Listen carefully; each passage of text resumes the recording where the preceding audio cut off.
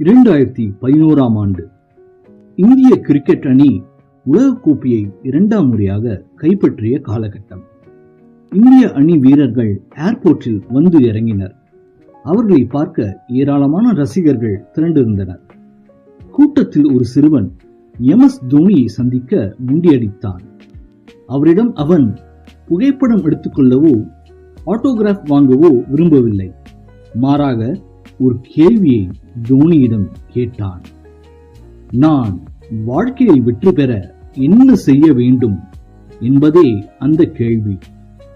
தோனி சிறுவனின் உயரத்துக்கு குனிந்து மிக பணிவாக அவனிடம் பதிலளித்தார். ராஞ்சியில் ஒரு நடுத்தர குடும்பத்தில் பிறந்து கிரிக்கெட்டை உயிர் மூச்சாக கொண்டு இரவு பகலாக பயிற்சி செய்து இந்திய அணியில் இடம்பெற்று 28 ஆண்டுகளுக்கு பிறகு இந்தியாவின் உலகக்கோப்பை கனவை நிறைவேற்றியது வரை தன் வாழ்க்கை பயணத்தை சிறுவனிடம் பகிர்ந்து உற்சாகமூட்டினார் தோனி. இந்த சம்பவத்தை பார்த்த தோனியின் மேனேஜர் அருண் பாண்டே பல கோடி சிறுவர்களுக்கு புத்துணர்ச்சியும் தன்னம்பிக்கையும் ஊட்டும் அளவு உங்கள் வாழ்க்கையில் நிறைய விஷயங்கள் உள்ளன, அதனை ஒரு திரைப்படமாக உருவாக்கினால் என்ன என்று தோனியிடம் தன் எண்ணத்தை சொன்னார்.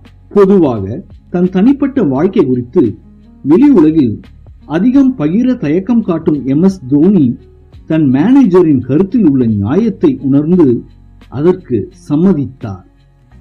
இதன் விளைவாகவே MS தோனி த அன்டோல்டு ஸ்டோரி என்ற பெயரில் அவருடைய பயோபிக் உருவானது.